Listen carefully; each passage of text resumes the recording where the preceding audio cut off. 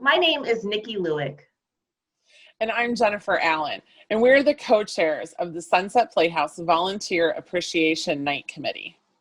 As you know, normally we would have gathered for our annual Volunteer Appreciation Night event this past August, but due to the ongoing health crisis, we made the difficult but necessary decision to cancel an in-person event this year. While we're disappointed that we couldn't see everyone's smiling faces to celebrate our sparkling 60th season together in person, we still wanted to find a way to say a great big thank you to all of our exceptional volunteers and to still celebrate the season that was and the season that could have been. So our Volunteer Appreciation Night Committee put our virtual heads together to help create a little bit of a sparkling 60th season cinema for you to enjoy. We are grateful to our Volunteer Appreciation Night team for the work they've done over the past few months. A special shout out to Ralph Fratura for putting in many man hours as our video creation wizard, and also to Spence Mather for serving as our wonderful MC again.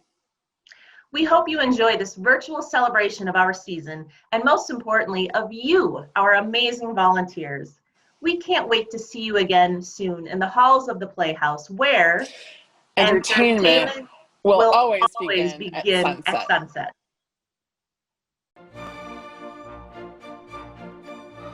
Our sparkling 60th season opened with the sunset premiere of A Comedy of Tenors. Italian opera legend Tito Morelli arrives in Paris to headline the concert of the century, if he can stop arguing with his wife long enough to sing. With mistaken identities, entangled lovers, and side-splitting humor, Michael Porcaro's cast delivered a season opener that left audiences singing their praises.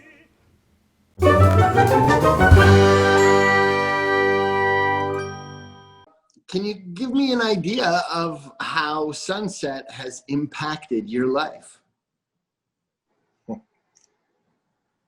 Sunset actually kind of saved my life. As a kid, I had a rough relationship with my parents.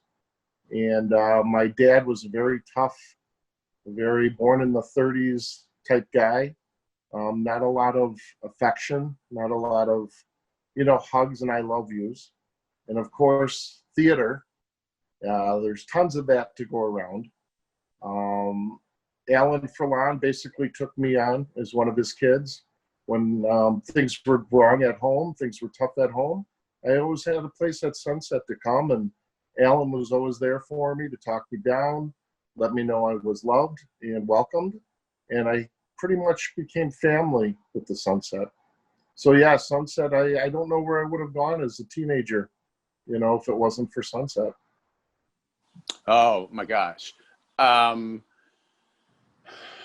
Starting with Alan Furlan, that summer of 79, I just learned so much from him. I did those first 3 summers of 79, 80, and 81, where it still has such an impact on me because I came from high school and I was doing other things during, the year at other places, but I always felt like there was such a welcoming and a calm, cool atmosphere at that time, where everybody was a part of everything. Nobody was pushed aside. Everybody was involved.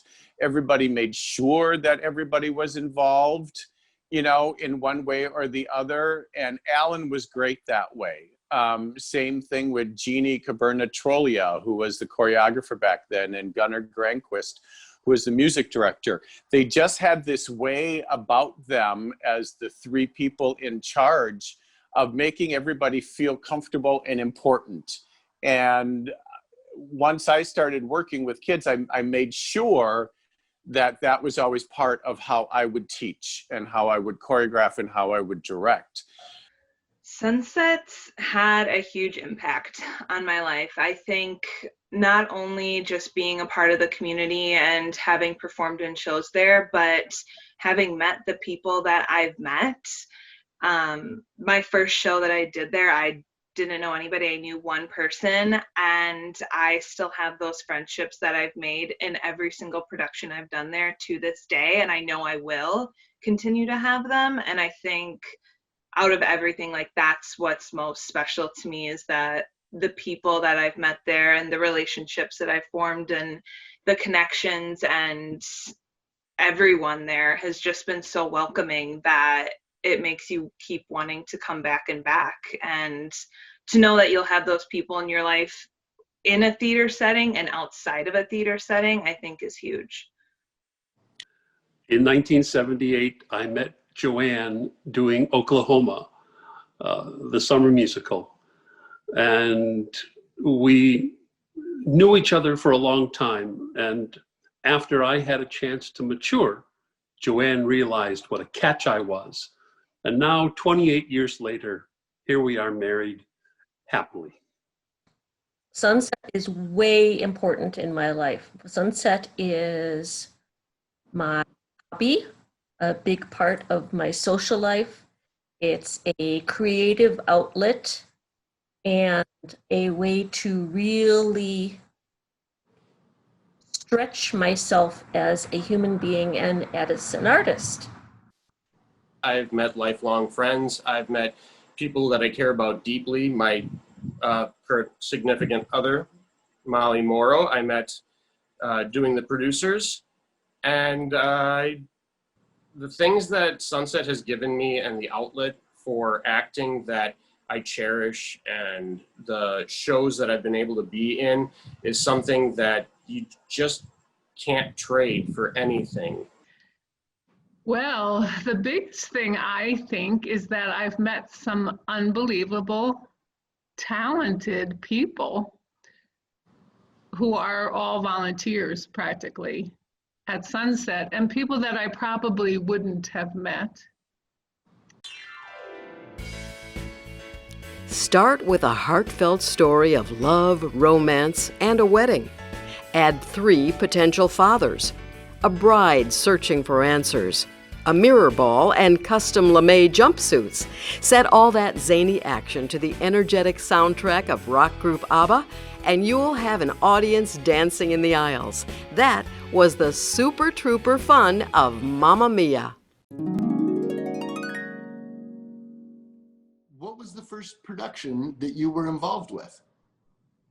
Oh my gosh. The first production I actually got cast in was an Alan Furlan production, and it was The Man Who Came to Dinner. Second to the last performance, it was a June show, and I think I had food poisoning. And I showed up to the theater not feeling well, and Peggy Furtura went to Century grocery store, which is now Sendix, to get me some club soda. And as I went to open the cap, it all like blew up in my face. So I was already not feeling well, and this happened, and I somehow made it through the show. But during the show, I got pretty sick, and Alan was aware, and he came down to the basement and said, "Just go home. Don't do curtain call." I made it through my monologue. I made it through what I needed to, and I went home.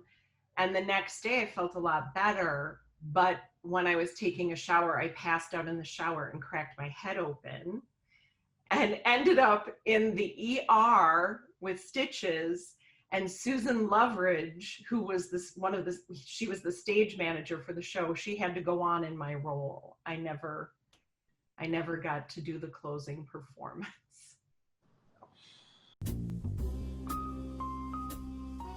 After someone tries to murder actor and playwright William Gillette, he steps into the role of Sherlock Holmes to investigate his own acting troupe in The Game's Afoot, Holmes for the Holidays. Revolving doors, hidden passages, and a stormy night have become trademarks of Carol Dolphin's murder mysteries, and this was no exception. The costumes glittered in the twinkling holiday lights as the cast delivered the perfect gift.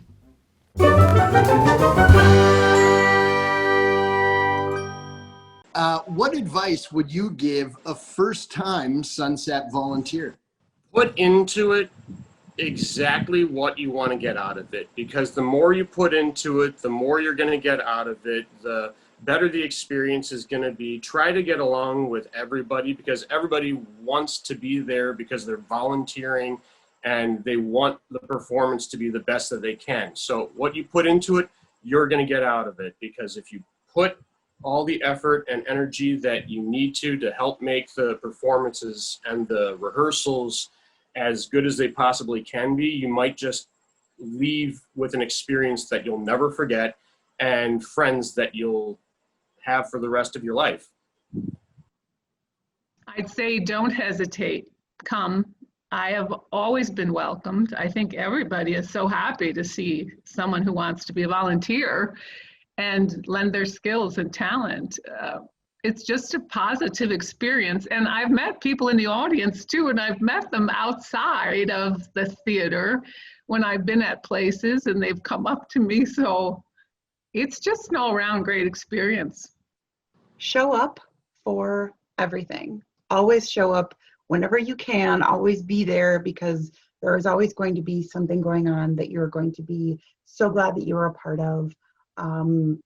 Even if it's just socially, maybe especially if it's socially, it really is such a great place to meet people and just integrate so many new things into your life. It's a wonderful experience. Show up for everything you possibly can. That would be my advice. Don't go home. Find something you love and find a way to do it at Sunset. Enjoy yourself. People will be perfectly happy to help you with whatever you need help with, and they'll be very friendly. And go 25 miles an hour on Elm Grove Road.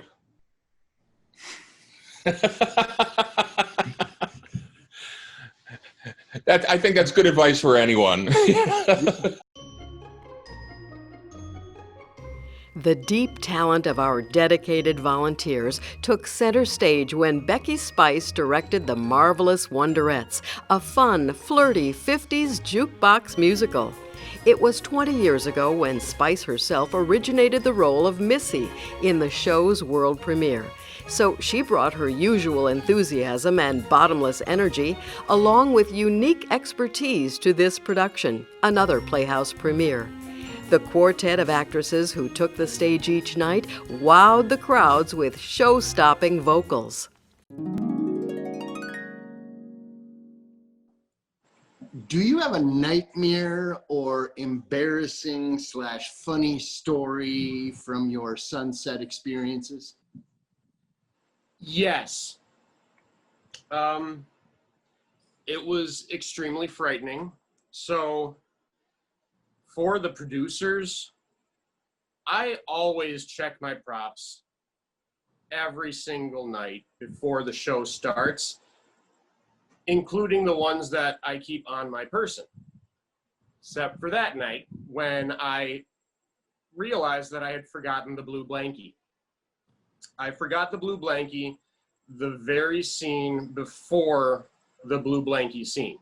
And I had about a minute and a half to three-piece suit and trench coat, dress shoes, run from backstage, downstage into the dressing room, find my blue blankie, run back upstage, catch my breath, go on, and then hyperventilate. So it was nightmare-inducing, because after that I kept a second one on stage in the desk just in case that kind of thing happened again.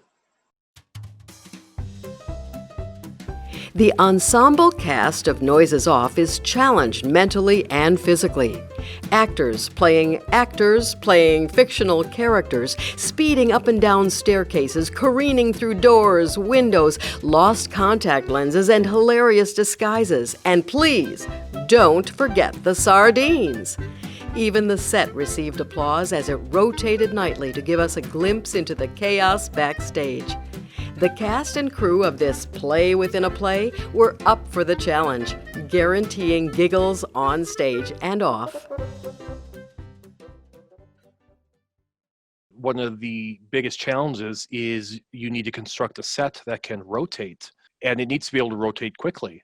It's a 2-story set. It's very complex. You need 12 different entrances. It's a beast of a set. We, working with Matt Carr, had come up with a system where there would be these air bladders underneath the set. We would hit the pressurized air. The air bladders would fill with air, and it would lift the set up, and then effortlessly you could just rotate it around because it was basically riding a cushion of air.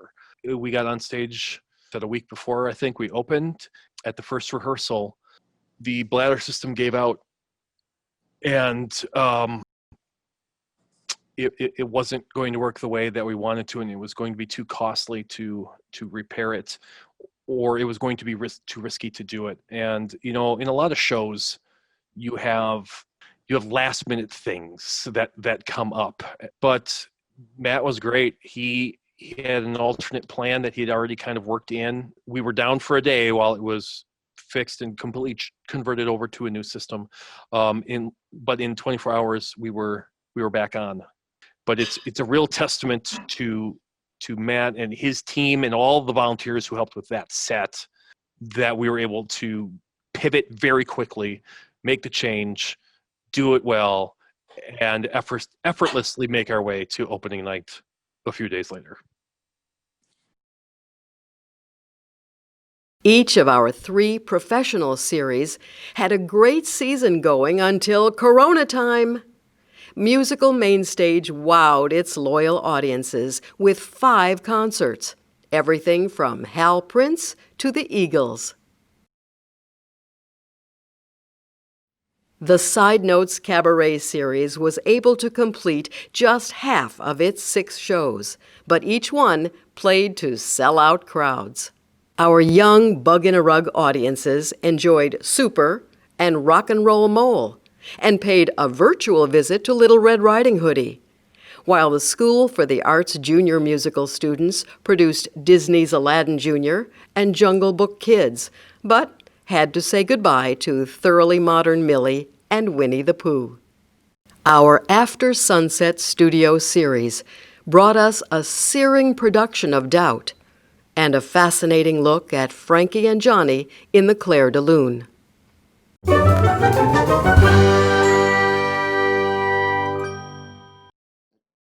Do you have a secret story about your experiences at Sunset? Oh my gosh. I do. Okay.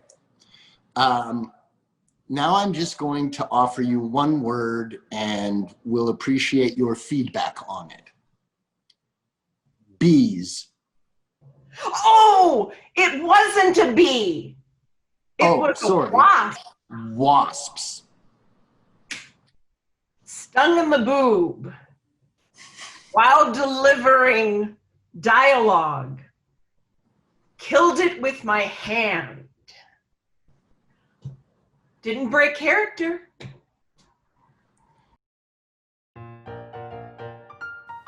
In April, when director Karl Miller and his cast began rehearsals, we anxiously awaited the MC's Willkommen to Cabaret. Nobody was ready to welcome a strange new virus into the nightclub or into the Playhouse, so the show was over before the overture began. These photos from Cabaret's Sunset premiere in 2004 remind us that music and art can help us escape the world's troubles, a promise we hope to keep very soon.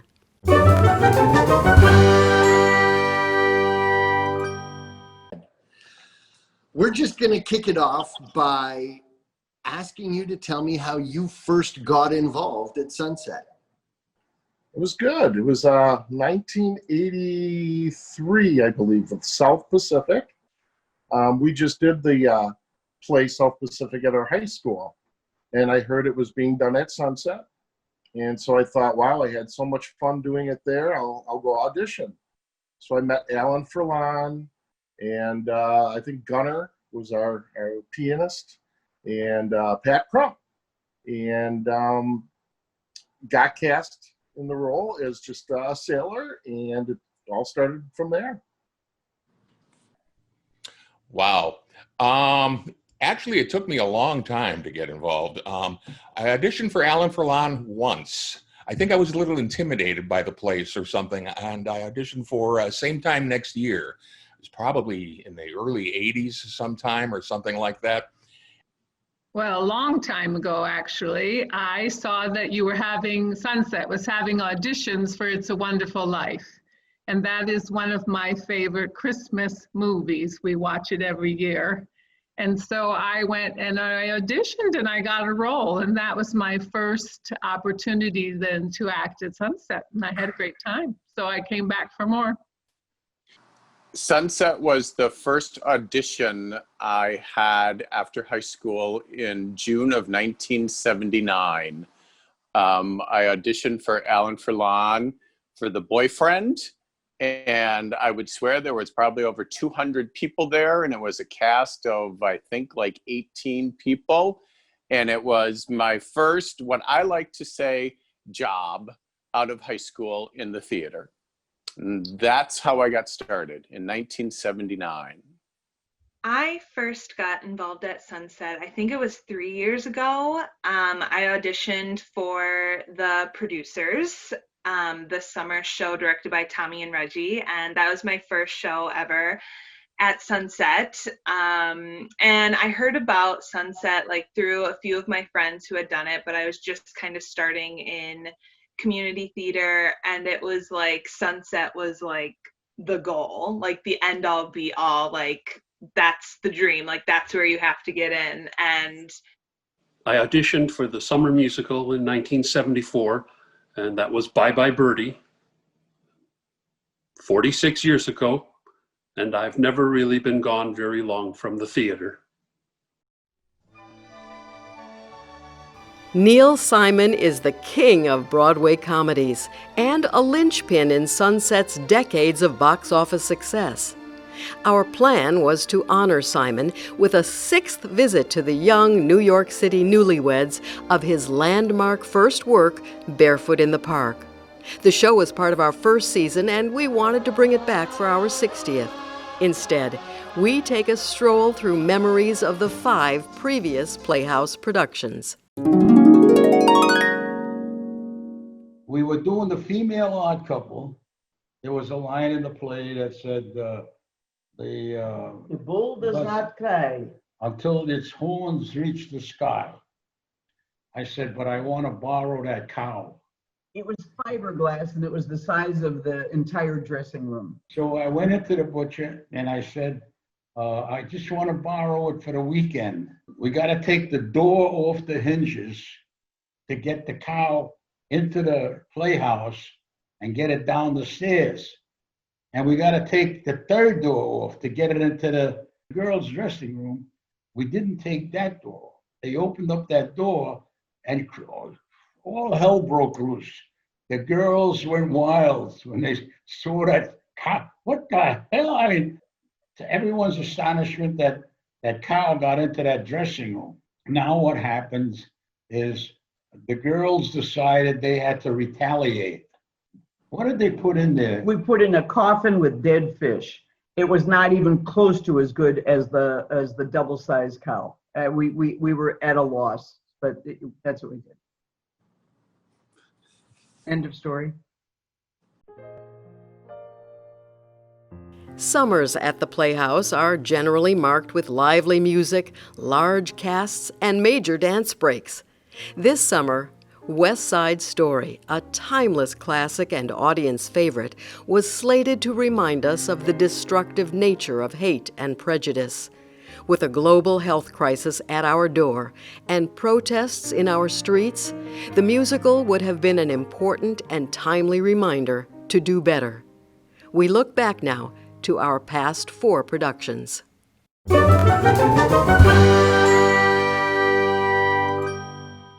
If you were given 5 words or less to describe the community at Sunset, what would you use? What 5 words would you use? Fun, worthwhile, sometimes challenging. Place for everyone. Quality, talent, friendship, professionalism, and parking. a little slice of heaven. Second home. I love it. Sunset Playhouse is home. My theater home. Fun, community, teamwork, entertainment. Community, art, friendship, parties, cocktails. Don't forget the important things. Yes, I did it. Math has never been my strongest thing, but I did it. I knew those 5 numbers and I managed. No. Hello, everyone. This is Nancy Vizentainer Armstrong, the Artistic Director of the Sunset Playhouse. I hope you enjoyed the wonderful video created by our Volunteer Appreciation Committee.